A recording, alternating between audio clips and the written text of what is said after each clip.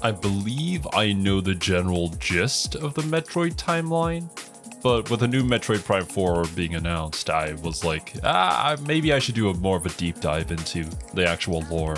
Or rather, in this video, is just the general timeline of things. So yeah, as always, link to the OG video is always at the top of the description. And yeah, let's get right to it. The Metroid franchise has a sprawling timeline that weaves its grand sci-fi saga across 11 mainline games. But how does everything tie together? Holy. Well, not neatly, to be honest. You might have noticed Metroid Dread referred to as Metroid 5, despite the fact that it's actually the 11th entry in the franchise. And that's not even including Metroid Prime Pinball. You see, Metroid Dread... That always happens, man. With these games, it's like, oh, the second game is not actually the second game. It's probably the 7th one, considering all the other spin-off games that come out from it. Now, I think the only Metroid game that I did play was the one on the Wii. I'm pretty sure it was Metroid Prime, but I can't remember which one. I just remember fighting Dark Samus there. Not that I really know the lore about that either. Dread marks the conclusion of a story arc dating back 35 years, which takes in the original Metroid, Metroid 2 Return of Samus, Super Metroid, and Metroid Fusion. Hence, Metroid 5.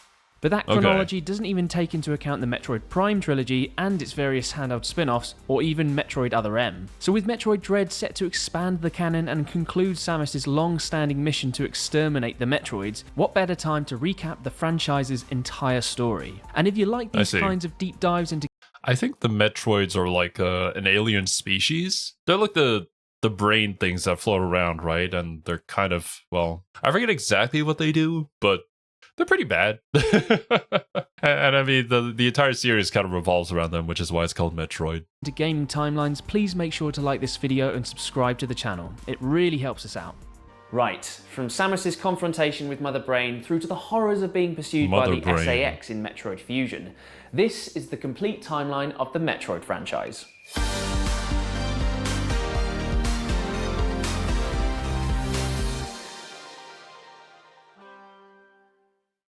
Alright, to really dive into the story of Metroid, you need to go back to the origins of its iconic central character, Samus Aran. While the games rarely delve into her tragic backstory, there's actually a lot to dig into, especially if you've read the manga volumes telling her tale. Which, if you're interested in those, good luck, because they're absolutely impossible to find save for the first two chapters, I can imagine. Which you can read for free on the Metroid database. Right, where was I? Oh yeah. I'll be Okay. So, I'm pretty sure Samus's backstory has something to do with Ridley, I think, is this kind of like pterodactyl looking thing. Which was why everybody got super hyped when he got announced for Smash. But I think this thing killed her parents, and then she was raised by this alien race called the Chozo or something like that, who have like bird heads. That's what I know.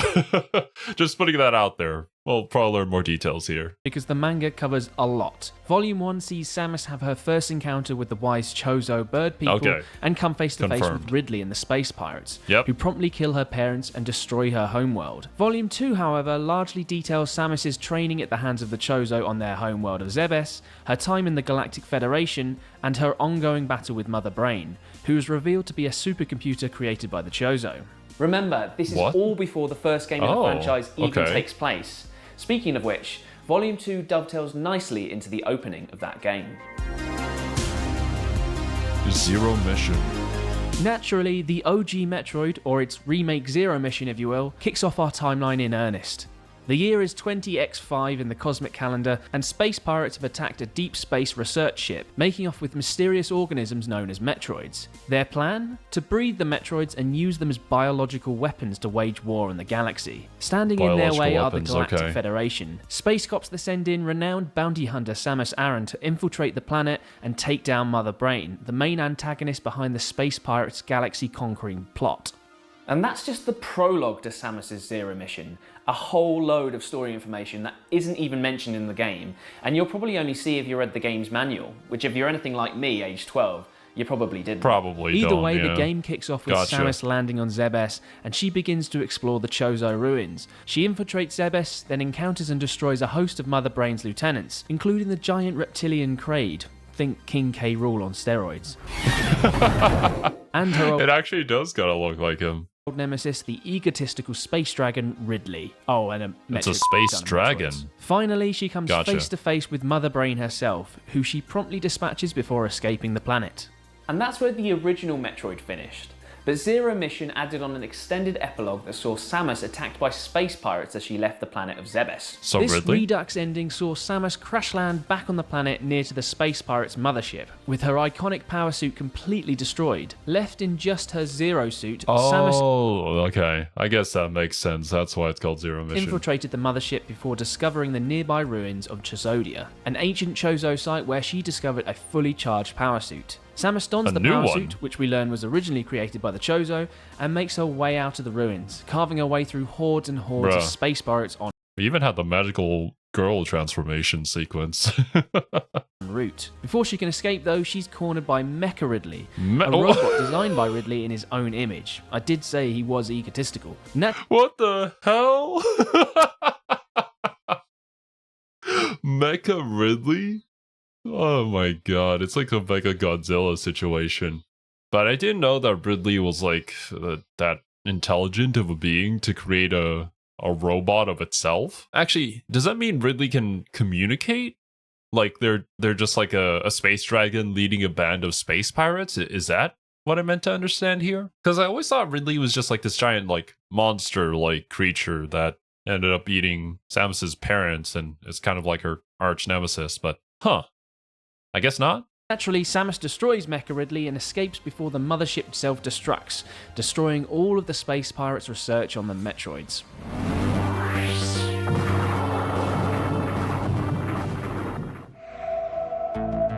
Metroid Prime.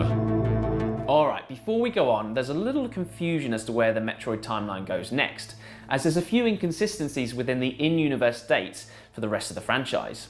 But the Metroid Prime sub-series of games is largely thought to squeeze into the timeline between Metroid Zero Mission and Metroid 2 Samus Returns, as Metroids are largely running amok before Samus exterminates them all in Metroid 2. Obviously more on that later. Metroid Prime kicks off in a suitably action-packed way, with Samus responding to a distress signal from an unknown frigate, which is orbiting the planet of Talon 4. Surprise, surprise, it's a space pirate research facility, where the reptilian race are experimenting with a bizarre substance known as Phazon, found in abundance on Talon 4. Samus infiltrates the facility before being attacked by the Parasite Queen, who promptly brings the frigate crashing down to the planet's surface, a maneuver that sees Samus lose all of her abilities in one fell swoop.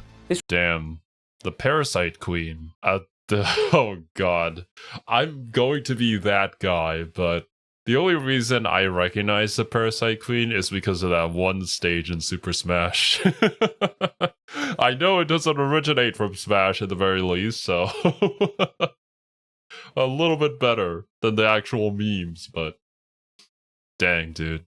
Yeah, I really need to brush up on my Metroid lore. This will become a trend as you'll see going through the games. Samus makes her way down to the surface of Talon 4 in pursuit of the space pirates and begins to explore her new surroundings. She soon discovers the remains of a Chozo settlement and ominous warnings about a great poison, the aforementioned Phazon, an element so dangerous that it has destroyed the Chozo civilization on the planet. She slowly pieces together the Chozo's tragic backstory, learning that they locked away this evil substance within the core of the planet, and devised a tricksy set of riddles for anyone that came looking for it, namely those bastard space pirates. Eventually, Samus cracks the Chozo riddles, and as she's about to descend into the bowels of the planet, she's attacked by Mecha Ridley, a reborn, enhanced version of the ruthless space dragon that's not to be confused with Mecha Ridley, the metallic form of the ruthless space dragon who we saw at the end of Zero Mission. I started playing these games well over 20 years ago, and that's the first time I've realised that they're two different things. Yeah, that's on me. Either way, Samus makes short work of the giant lizard before making her way down into the centre of Talon 4. Down there, she discovers the titular Metroid Prime, a super enhanced Metroid who's been feasting on Phazon the entire time. And after a prolonged boss battle that makes use of every... Whoa! That is a pretty crazy looking Metroid. Definitely not cute at all. This actually kind of reminds me of the crab monster brain thing that you fight at the end of I think it was Doom 2016. Arm cannon and every visor upgrade you can get in the game, the Metroid Prime is no more. But wait, what's that? Yeah, if you 100%ed the game, a little post-credit sting, way before Marvel made them popular, showcased a hand emerging from the ooze of the Phazon. What? A tease that we'll catch up to very shortly. But first, a little detour. Maybe? Because, like, I know Dark Samus is a thing. I have no idea how they came to be and what their role within the universe is. Yeah, let's park that epic phase-on narrative of the main Prime games for a while, as it's time for a little slice of handheld Metroid, in the form of the Nintendo DS's Metroid Prime Hunters. Hunters sees Samus jet off to the far-flung reaches of the Tetra Galaxy to the home of the now extinct Olympics, which are basically this game's Chozo. Why are they extinct? Well, it's one of the Metroid Galaxy's many mysteries. A mystery that starts to unravel when a host of nefarious bounty hunters, chief among them a lad called Silex, more on him. There we are. I know that Metroid fans were popping off when they saw him being revealed in Metroid Prime 4 Beyond, but I guess we'll learn about Silex now. Later, start receiving messages from within the Olympic cluster about a secret to the ultimate power. With a view to stopping that mysterious ultimate power falling into the wrong hands, the Galactic Federation sends Samus to secure any potential threats. Turns out this ultimate power is all a hoax set up by the all-round wronger named Guerrilla, who's trying to break free from the oubliette, an old Olympic prison. Jeez, What? I felt like I just hallucinated that last sentence. And what did you say? Either way, Samus squares up to this space inmate and escapes the prison facility before it self-destructs in a finale that brings Metroid Prime Hunters to a close. Okay. Well, Silex got introduced. We didn't learn too much about him. But I think what Chad told me was that he was a bounty hunter that was introduced in an older Metroid game. So that's basically what I know about him. Right, back to that tantalising tease at the end of Metroid Prime. Well, Metroid Prime 2 echoes continues on the phase-on-centric narrative of the original Prime, relocating the action to the planet of Aether, which has gone through a similar tragedy to that seen with the Chozo on Talon 4. The game kicks off with Samus arriving on Aether after responding to a distress call from Squad Bravo, a team of Galactic Federation Marines who have been marooned on the planet after chasing down some space pirates. Samus crash lands on the planet and soon finds the remnants of Squad Bravo in an extended opening sequence that riffs heavily on James Cameron's 1986 action masterpiece Aliens. As Samus delves further into Aether, she soon discovers a strange being that resembles herself. This is, of course, the very same entity that we saw at the end of the original Prime's post-credits scene. This dark Samus attacks our bounty hunter, which once again removes every ability we learned in the previous Prime game, and thus sets the need to find everything again. Of course. You gotta have that explanation for why you gotta start at level 1 all over again. But then, I wonder what Dark Samus is. Is it the Metroid Prime kind of taking on the shape of the thing that killed it? Being Samus? Did it have some sort of like genetic code of Samus, or did it simply copy Samus's image and is now using a smaller and sleeker body? Like what? How did this come to be? Video games. Samus begins to explore her surroundings and makes her way into the Great Temple, where she meets Umos, one of the last of a race of aliens known as the Luminoth. Umos explains the strange situation behind Aether, revealing that a meteor once crashed into the planet, and the resulting energy from the impact opened up a dimensional rift, which spawned an entirely separate planet that exists in a parallel dimension, a planet that brought with it bug-like warriors, the Ing. And so the main bulk of Echo sees Samus exploring the remnants of the planet and its dark twin on a mission to restore the once peaceful planet back to its former and singular glory. Naturally, Dark Samus gets in the way of this mission, picking a fight with regular Samus not once, not twice, but 3 times later before the mission is done. After the final feud, Dark Samus finally disintegrates into a cloud of phazon particles, but don't you worry, this isn't the last we'll see of this tricksy doppelganger. Samus eventually completes her mission, restoring the light power to Aether and destroying the Ing population, all before Dark Aether collapses in on itself. But wait, if you 100% of the game yet again, you would have seen another little post-credits tease showing that cloud of phazon reforming into Dark Samus, which leads us right into Metroid Prime 3 Corruption. The Prime Trilogy's finale, Metroid Prime 3 Corruption, picks up the narrative 6 months later and kicks off when Samus and 3 other bounty hunters are recruited by the Galactic Federation to investigate a network corruption to one of their outlying planets. Okay. I think this is the Metroid Prime that I played, Metroid Prime 3 Corruption. I might remember some things, but I was also kind of a kid and I didn't really pay too much attention to the story, so... Ooh. Gotta dig deep for this memory. To absolutely nobody's surprise, it's Dark Samus and the space pirates behind the dirty work, and Samus and co. head to the planet Norion to fend them off. Upon arrival, the Federation discovers that another meteorite is on course to impact Norion, in a similar manner to both Talon 4 and Aether before it. Bit of a pattern emerging here, lads. Samus's batch of bounty hunters manage to destroy the incoming meteorite, but they are ambushed by Dark Samus, who corrupts them all with Phazon. Of course. Assuming the other bounty hunters become Fast our forward a enemies month, then. and Samus has been rehabilitated with a fancy new power suit, known as the PED suit, which allows her to harness the power of Phazon. On the flip side, it's corrupting her slowly, so swings and roundabouts, eh? The Federation gives Samus a new mission: destroy the remaining Phazon meteorites and search for her missing bounty hunter mates, who have all gone off the grid while following similar orders. This mission takes Samus to 3 new worlds: Brio, Elysia, and the Pirate Homeworld, where she encounters the other hunters and learns that they have all fallen foul to the Phazon corruption, forcing Samus to make the executive decision to put them out of their misery. Dang, of course. Upon destroying Rest all in peace, my Phazon on dude. the 3 aforementioned planets, Samus's mission eventually leads her to Phase, a sentient planet which is the source of all the Phazon across the previous 3 games. And the trilogy's one true antagonist if you think hard enough about it. There, Samus encounters and destroys Dark Samus once and for all, before destroying Phase Are we sure about that? itself, and as a result, all the known Phazon across the universe. Naturally, as has become custom for the series, if you got 100% completion, you were treated to a quick post-credit sting, which saw Samus jet off into the cosmos in her gunship. But wait, what's that sneaky ship following her? Well, back at E3 2015, Metroid Prime series producer Kensuke Tanabe confirmed that the owner of this snazzy spacecraft was the bounty hunter Silex, who we first met in Metroid Prime Hunters. And this is at the end of Metroid Prime 3, so yeah, that's why we see Silex in Metroid Prime 4 then. Okay.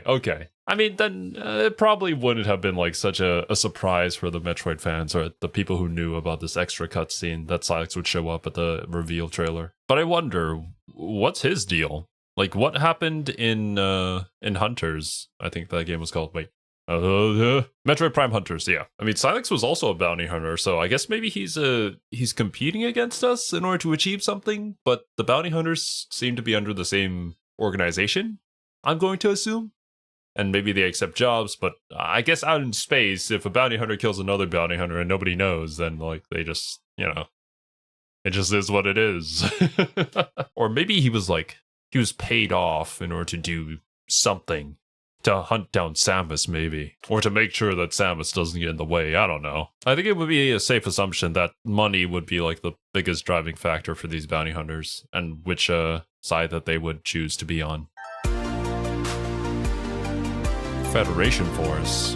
While the destruction of Phazon naturally made for the perfect ending for the Prime sub-series, Nintendo had other ideas. And so we have Metroid Prime Federation Force What is that? bludgeoning its way into this timeline. And it makes for quite a unique detour in the Metroid franchise. For starters, Samus Little takes a chibi back seat in the characters. game, so you take up control of the titular Federation Force, a group of mech-suited Marines who are tasked with eliminating the space pirate threat in the wake of the events of Metroid Prime 3. As Federation Force was largely an action-focused co-op game, there's not a whole load of meaningful narrative beats. But there's a few things worth mentioning. The game takes the Force to the Bermuda system, where they find space pirate activity on the planet of Talvania. After fending them off, they hire Samus to investigate the pirates' activity on the planet, which kind of feels like they're passing the buck, but who am I to judge? Now, I mean, they know their position within the story and they're not the main character. But I think it's always kind of neat to have these games where you're not playing as like the big superhero people that is like the top like 0.001% of people that actually live within the universe. So you can get a different perspective on things. And certainly a different kind of combat system, probably. Just to like flesh out the world a bit more. I would see this as a similar situation to like playing one of the stormtroopers in a Star Wars game, rather than being like a Jedi, Don't know if that's an accurate comparison, but I feel like it's appropriate. Considering like the status that these bounty hunters seem to hold. Like they're so unique and they're like the best of the best within the galaxy, right? naturally, Samus does all the dirty work and finds clues that lead to a space pirate weapon named the Doomseye, which Sounds cheery. After locating the Doom's Eye, the Force infiltrates it and kills the Master Brain. Think Mother Master Brain, Brain. more derivative. Before being bailed out by Samus yet again when the Doom's Eye is destroyed, bringing Federation Force to a close. But wait. If you nabbed the Metroid Egg during the Infestation mission, you were treated to another cameo from bounty hunter Silex, this time breaking into the Federation facility before stealing the egg and hatching it. Are these two cameos foreshadowing Silex? Oh, when Silex appears in the trailer, he shows up and there's like a bunch of little Metroids flying around him. So, but why? Why would you want to bring them back? Didn't we get rid of them? Huh. I guess we'll see. Does the big bad of Metroid Prime 4 theorize away? Pretty much confirmed now at this point. Right, after that lengthy detour into the Metroid Prime subseries, we're finally on to Metroid 2. The Galactic Federation have finally decided that they've had enough of Metroids, thank you very much, and have sent in a crack team. Oh, no. Yeah. Metroid 2 has yet to happen, so now they're going to eradicate all the Metroids. Okay, gotcha. But then Silex probably just kept a few in hiding somewhere in the galaxy. Marines to exterminate the little reason. parasites on their home world of SR388. As you might have already guessed, those Marines failed, but not before sending some research data back that confirms the presence of Metroids within the planet's core. Enter Samus again to clean up the Federation's mess and put an end to the alien parasites threat once and for all. And that's pretty much the plot of Metroid 2 and its remake Samus Returns. Samus basically goes around systematically hunting and then killing every Metroid left on the planet. They largely take the form of weird alien crustacean things, but as Samus delves deep into SR388, they become increasingly larger and more violent. I see. I was about to comment that like the Metroids seem to have many different forms that they take, because you know the little ones and the iconic image of the Metroids being the floating almost jellyfish-like things, but without the tentacles. But I guess the common thread there is that like I guess spherical like core that they got going on that shows up at one part of their body and maybe is like their brain, and then the rest of their body develops around that in order to fit their environment, maybe. Or maybe it depends on like how much food that they get or whatever substance that they eat. I'm not too sure about that, but I guess somebody in the comments can explain that to me. Or maybe I just gotta delve into more Metroid lore. After eliminating the Metroids and their queen, Samus encounters a Metroid egg, which hatches right in front of her. Unable to kill the little baby Metroid, who imprints on Samus like she's the mother, Samus takes the little lad back to the surface. On the surface, the pair are attacked yet again by our old pal Ridley, now in new Proteus Oh my flavor. god. Samus has dispatched Ridley more times than she's had hot dinners though, and with the help of her little Metroid mate, sees off the rotten lizard once again. Samus and her new baby Metroid jet off into the Freaking Ridley, man. Always coming in just to be like, hey, what's up? Remember me? Getting defeated. But alright, so Samus also has a little Metroid friend with her for whatever reason. This certainly won't have any dire lore implications later on. stars, but in a post-credit scene we get our first glimpse of the X-Parasite, the original apex predator of SR388. Yes, the Metroid franchise just went a level deeper. What? In fact, Metroid Samus Returns actually dropped something of a shocking bombshell for the franchise. In the new Chozo Memories Gallery, we learn that the Chozo came to SR388 and discovered the potential threat of the X-Parasite. Then, and here's the big bombshell, they created the Metroids themselves to counter the X-Parasites. Only things didn't quite work out. Oh no! Oh, and then when you remove all the Metroids, the parasite begins to flourish again. Ah, so that's why the Metroids exist. The Chozo made them. Oh my god. Well, shit, dude. I guess we messed up, and you know, maybe Silex taking the Metroids and Samus keeping that Metroid was a good thing. The Metroids latched themselves to, well, everything. Sensing the doom they had brought upon themselves, the Chozo attempted to seal the Metroids within the bowels of the planet before fleeing to the surface. When they... Maybe, okay, wait. So the Metroids latch themselves onto everything, basically any living creature, and not just the parasite, which maybe means that the other forms of the Metroids that were like more of animal-like, dog-like, or like a flying beast, were actual animals that existed there, but they just kind of got taken over by the Metroids. And that's why they have those different shapes and forms. But also, god damn you, Chozo. Like, you have the means to make this, but maybe you should stop and consider that the implications and the consequences is probably not worth it. That it likely won't go the way that you envisioned it, and life finds a way. I'm simply saying that life, finds a way. They clearly haven't watched Jurassic Park. They got there, they were greeted by a rescue party, who promptly murdered them all. And make sure to remember this arm cannon sporting Chozo lad, as it looks like he'll be cropping back up in Metroid Dread. Gotcha. Next up, we have the absolute stone cold classic that is Super Metroid, or Metroid 3 if you're going by the numbering of this topsy-turvy franchise. By now, Metroids are on the brink of extinction, save for our little baby pal from the last game who we catch up with in the title card. Cute. Things go downhill from here fast though. Having delivered the baby Metroid to the Galactic Federation scientist, Samus heads off to hunt another bounty, only to have to double back on herself when the research center she was just in calls out for help. Samus hightails it back to the labs, only to find Ridley nicking her little Metroid mate before the giant lizard escapes back to his old stomping ground of Zebes. Ridley.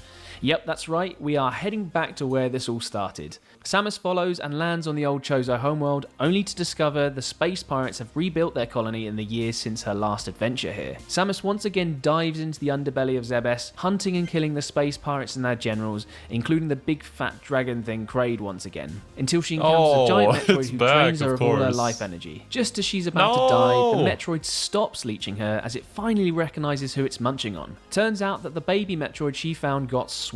Samus revives herself and confronts a resurrected Mother Brain, who has once again masterminded the whole space pirate enterprise. As the battle ensues, the swole Metroid swings by to help Samus out, sucking power from Mother Brain and giving it to Samus in a pivotal make-or-break moment for the bounty hunter. For its trouble, it is executed by Mother Brain. And this act of violence sends Samus on a devastating warpath, and she avenges her baby by destroying Mother Brain once and for all before fleeing the crumbling remains of Zebes. Dang. Mama Samus played no games. But like, my god, dude, the narrative of Metroid has shifted so much. Like, we were trying to get rid of all the Metroids at first, and now we're trying to save them. It just goes back and forth. Like, I guess they exist, and having too much of them is bad, but not having them is also bad, so like, what can you do now in this situation? It's going to be a constant tug of war, just push and pull. There's no balance here. The events of Super Metroid have a lot of repercussions within the franchise. The space pirates are finally finished, the Metroids are effectively extinct, the Chozo homeworld of Zebes is wiped from the galaxy, and Samus is left with a whole heap of problems. Well, until we get to Silex, who has Metroids, which is probably going to be the most pivotal thing about the plot of Metroid Prime 4. Chief among them a diagnosis of post-traumatic stress disorder, which drives a large chunk of the narrative of our next game. And boy, is there a lot of narrative in that next game. Other M?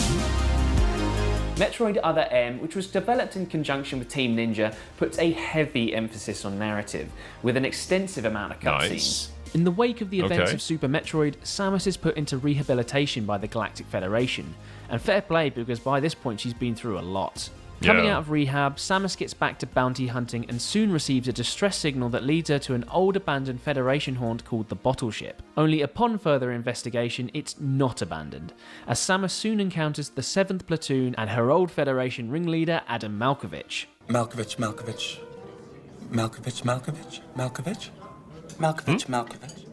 What in Samus the agrees world? to cooperate Who's with her old that? squad mates, and as they investigate the bottle ship, they uncover a mystery that hints at corruption within the Galactic Federation itself. Why? Well, it only bloody turns out that a group of scientists have cloned Ridley and the Metroids. Turns out that while Samus was in rehab, Galactic Federation scientists were able to extract Metroid particles from her power suit, as a result of the baby Metroid fusing itself with her at the end of Super Metroid. With this new Metroid DNA, scientists used the bottle ship as a research facility for turning the titular parasites into bioweapons. Because at this stage, nobody has learned anything from the history of the... That's what I was going to say. Like, what? Yeah, well, we're not like the other girls. We're different. It won't happen the same way that the more advanced civilization that came before us totally messed it up. Because we're smarter. Yeah, okay. I see you, scientists of the Galactic Federation. You silly billies. These volatile creatures. There's a whiff of Adam Malkovich being in on the corruption, but those notions are put to bed when Malkovich sacrifices himself to destroy the sector containing the recreated Metroids. Samus pleads with him to reconsider, but she eventually reluctantly agrees, and honours his memory by destroying the Metroid Queen and thus exterminating the race all over again. The constant push and pull.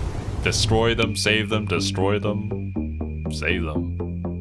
And so we Maybe. reach the penultimate game in the franchise, Metroid Fusion. Pulling on narrative threads from both Other M and Samus Returns, Metroid Fusion sees Samus escort a research team back to SR388, where she's infected by the X-Parasite that we saw in the post-credit sting of Metroid Samus Returns. While she's fine at first, the parasite slowly overwhelms her immune system, causing her to crash her trusty gunship into an asteroid belt. Samus is saved by the Galactic Federation, and a team of doctors have to surgically remove parts of her power suit from her X-Parasite riddled body. She is then cured of her disease with a vaccine made from her little Metroid pal. That Metroid's looking out for his surrogate mum from beyond the grave, what a top lad. Samus eventually recovers from the virus, and renewed with immunity to the X-Parasite, she's dispatched to the Biologics Space Laboratories convenient. Research Station, well, that's a mouthful, to investigate a series of disturbances linked to her old X-Parasite infested power suit. Upon arriving at the BSL station, Samus discovers said suit roaming around like some kind of metal zombie. What? And this zombie power suit is dubbed the SAX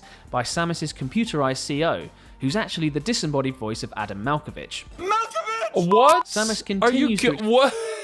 So there is another Samus roaming around, but it's just like a parasite version of her. Gotcha. I guess we needed something to replace Dark Samus's position within the universe. Explore the research station, eventually encountering another lab containing Metroid specimens. And with the further discovery that there's actually 10 SAXs on the space station, apparently they can 10? asexually reproduce or something, Samus makes the wise call to initiate the station's self-destruct function and crash it into the planet of SR388. And as Samus escapes into the stars again, the station plummets down to the surface of SR388, destroying it and the X-Parasite forever.